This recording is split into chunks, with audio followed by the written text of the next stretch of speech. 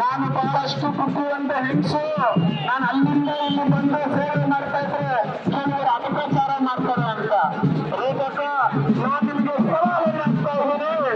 ನೀವು ಯಾವ್ದಾದ್ರು ಒಂದು ಆಪರೇಷನ್ ಇಲ್ಲಿ ಮಾಡಿಸ್ಕೊಳ್ಳಿ, ನಾನು ನಿಮಗೆ ಸವಾಲನ್ನು ಆಗ್ತಾ ಇದ್ದೀನಿ ಅಂತ ಹೇಳ್ತಾ ಇದ್ದೀನಿ. ನಮಗೆ ಬೇಕಾದ್ರೆ ಗೌರ್ಮೆಂಟ್ ಹಾಸ್ಪಿಟಲ್ ಅಲ್ಲ, ಪ್ರೈವೇಟ್ ಹಾಸ್ಪಿಟ್ಲು.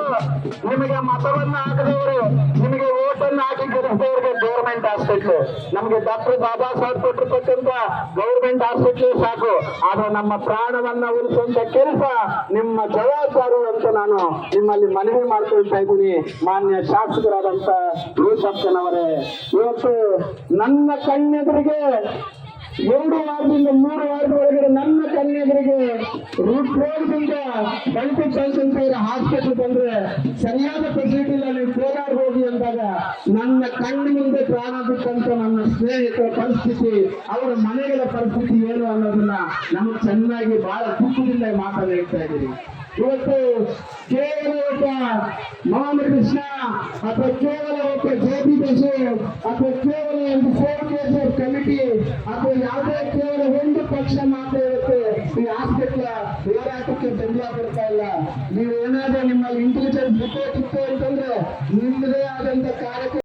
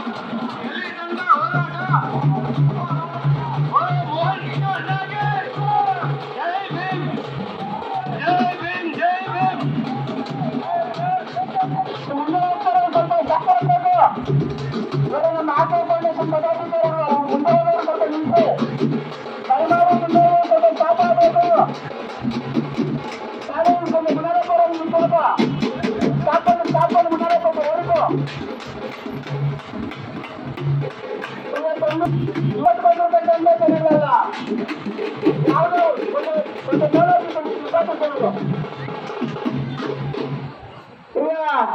ತೇಜಾಪುರ ನಾಗರಿಕ ಭಾಗದಲ್ಲಿ ಇವತ್ತು ನಮ್ಮ ತೇಜಾಪುರ ನಗರ ಭಾಗದಲ್ಲಿರ್ಬೋದು ಅಥವಾ ಗ್ರಾಮೀಣ ಭಾಗದಲ್ಲಿರ್ಬೋದು ಇಲ್ಲಿ ಕಟ್ಟಿರ್ತಕ್ಕಂಥ ಚಟ್ಟಗಳನ್ನು ನಿಲ್ಲಿಸಬೇಕು ಅಂತ ಹೇಳಿ ಬಂದಿರ್ತದೆ. ರೂಪಕ ಎದುರಕ್ಕ ರೂಪಕ ರೂಪಕ ರೂಪಕ ಅಕ್ಕ ನಿನ್ನ ಮನೆಯಲ್ಲಿ ಸಾವಾದ್ರೆ ಅಥವಾ ನನ್ನ ಮನೆಯಲ್ಲಿ ಸಾವಾದ್ರೆ ನಾವು ಪಡ್ತಕ್ಕಂಥ ದುಃಖ, ನಾವು ಪಡ್ತಕ್ಕಂಥ ನೋವು ನಿಮಗೂ ಗೊತ್ತು, ನನಗೂ ಗೊತ್ತು. ಈ ದುಃಖವನ್ನು ಗೊತ್ತಿದ್ರು ಸಹ ನೀವು ಯಾಕೆ ಗಾಢವಾದ ನಿದ್ರೆಯಲ್ಲಿದ್ದಾರೆ ಅಂತೇಳಿ ಮೋಹನ್ ಕೃಷ್ಣ ಅವ್ರನ್ನ ಪ್ರಶ್ನೆ ಮಾಡ್ತಾ ಇಲ್ಲ. ಕರೆಕ್ಟಾ? ಯಾರು ಪ್ರಶ್ನೆ ಮಾಡ್ತಾ ಇರೋದು? ಯಾರು ಪ್ರಶ್ನೆ ಮಾಡ್ತಾ ಇರೋದು? ಆತನಿಂದ ರೂಪಕ ಗೋವಿಂದೇಗೌಡರಿಗೆ ಗೊತ್ತಿಲ್ಲ. ನಾವು ಓಟ್ ಹಾಕಿರೋದು ನಿಮ್ಗೆ ರೂಪಕ. ಇವತ್ತೇನಾದ್ರು ಮಾತಾಡಿ ಕೇಸ್ ಹಾಕ್ತೀನಿ ಅಂತ ಭಯ ಇರ್ತೀರ. ನಾನಿರೋವರೆಗೂ ಹುಟ್ಟತಾನೆ ಬಡವಾಗಿರುವ ರೂಪಕ, ನಿಮ್ ಗೋಲ್ಡನ್ ಹುಟ್ಟಿದ ರೂಪಕ.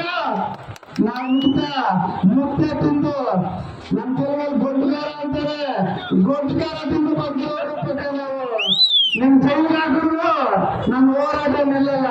ಯಾಕಂದ್ರೆ ನಮ್ ದೇವರು ಅಂಬೇಡ್ಕರ್ ರೂಪಕ. ನಿನಗೆ ದೇವರು ಯಾರೋ ಇರ್ಬೋದು. ಅಂಬೇಡ್ಕರ್ ಕೊಟ್ಟಿರ್ತಕ್ಕಂಥ ಕಾನೂನಲ್ಲಿ ಒಬ್ಬ ಜ್ಯೋತಿ ಬಸವರನ್ನ, ಒಬ್ಬ ಮೋಹನ್ ಕೃಷ್ಣನ, ಅಲ್ಲಿನ ಯುವಕರನ್ನ ನೀನು ಮುಟ್ಟು ನೋಡು ಗೊತ್ತಾಗುತ್ತೆ. ನಿನ್ನ ಕಾರ್ಯಕ್ರಮಕ್ಕೆ 300 ರೂಪಾಯಿ ಕೊಟ್ಟು ಕಳಿಸಿದ್ರೆ ಕೇಸರ್ ಜನರ ಪ್ರಾಣವನ್ನ ಉಳಿಸೋ ಕಾರ್ಯಕ್ಕೆ ನನ್ನ ಯುವ ಮತ್ತು ರಕ್ತವನ್ನ ಕೊಟ್ಟು ಅಂತ ಹೇಳ್ತಿದ್ರ. ನಿನ್ನೆ ತಾನೇ ಒಬ್ಬ ತಾಯಿ ನನ್ನ ಹತ್ರ ಮಾತಾಡ್ತಾ ಕಣ್ಣಲ್ಲಿ ಇಟ್ಕೊಂಡು ನಮ್ಮ ಹುಲ್ಲು ಮಾರ್ಕೆಟ್ನ